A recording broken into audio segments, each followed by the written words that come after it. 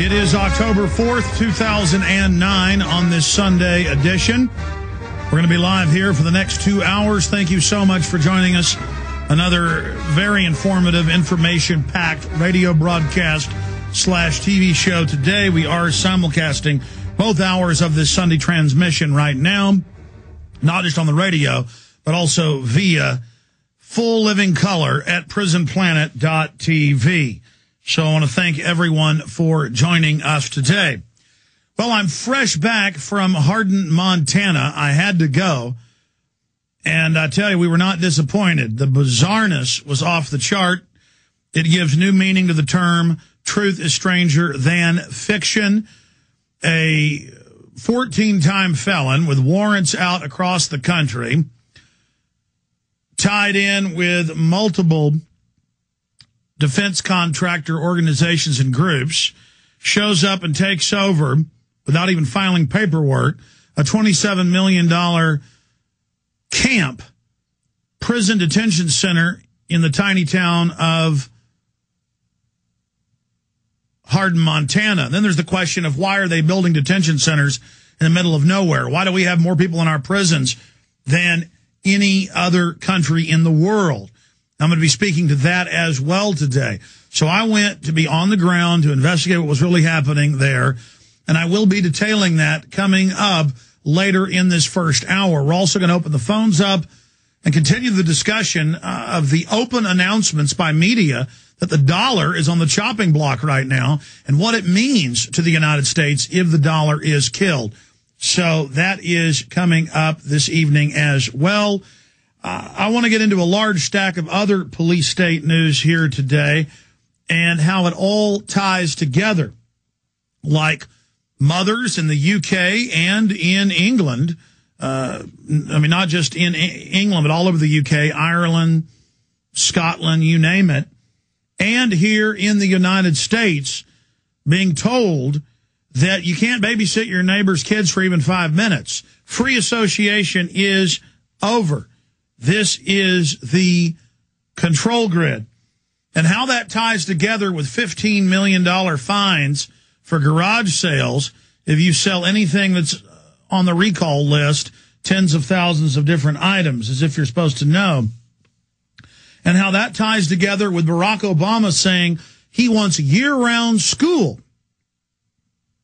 as if it's the federal government's job. Well, it is, though. That's how they've set it up. They've ended, basically, the 10th Amendment in this country. And you'll notice whatever's being announced here is being announced in the UK, the British Isles, and in Australia, and in New Zealand, and in Canada, and in Europe, Western Europe, because the same social planners are setting up the system. Our governments are run lock, stock, and barrel by offshore interest, and we'll not just break down the fact that they're controlling our society illegitimately, but what their goals and agendas are. So that is coming up today. A lot of new fear-mongering on the CO2.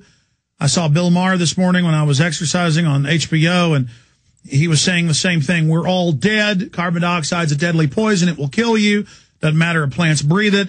They're now saying that carbon dioxides will, quote, turn the ocean into acid. Doesn't matter if most of what the ocean's made up of is CO2. They would have picked oxygen, but they know too many people know oxygen's good. So they're choosing salt because its scientific name, sodium chloride, sounds scary. And they're selecting carbon dioxide because its name sounds scary. They also debated choosing water, dihydrogen monoxide, and saying it was a deadly poison because that is a scary name, but they knew that people would find out it meant water. I think dihydrogen monoxide is scarier than carbon dioxide, but they chose that. So that's the key building block of life they plan to tax. It's all coming up today. Stay with us. Important transmission. The good old folks at New Silver Solution. And the website is supernaturalsilver.com. Supernaturalsilver.com. This is something that kills bacteria, viruses, you name it, well documented. They've got it down to a super small nano-sized particle, supernaturalsilver.com. Check them out at Infowars.com, supernaturalsilver.com. Well, CBS News, NBC News, ABC News, nationally, CNN, all picked it up on Wednesday, Thursday, and Friday. I had figured out by Sunday of last week, now 7 days ago, that this was an important story. So I decided to go Tuesday, got on an airplane Wednesday morning, Wednesday afternoon, and flew out to Billings, Montana. From there, I drove to the little town of 3,500 people, Hardin, Montana, that borders the Crow Indian Nation Reservation. What am I talking about? American Police Force, a shadowy group run by a 14-time convicted Serb national felon who goes his latest alias. No one really knows his real name. Just has all these convictions and warrants nationwide. Seriously, no one knows the guy's real name.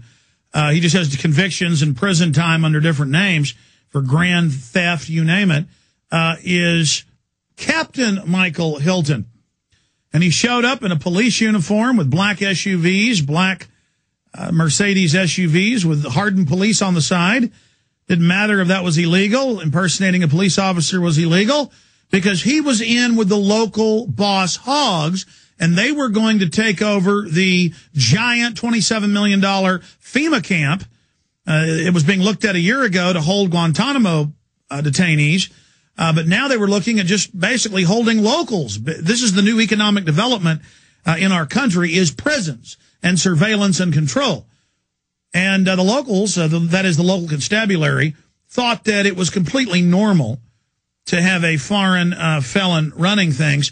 And I talked to some of the locals this week when I was there, and they said, we don't care if he's a felon. We don't care. Let him run the prison and, basically let him feed on locals and put everybody in the jail. I mean, what's 450 beds, bare minimum that facility had, 450 beds of a town of 3,500. I guess in Texas is the capital of prisons worldwide. We've got over 10% of Texans with warrants out for their arrests now. So why not? Why not put everybody in prison? Hell, put half of us in prison, and the other half will run things. I mean, that is the New World Order plan. But the issue here isn't just that you have this felon, this mercenary, tied in with all these other shadowy groups doing this. It's that when we first reported this last week, people didn't believe us. Now it's on the national news. And the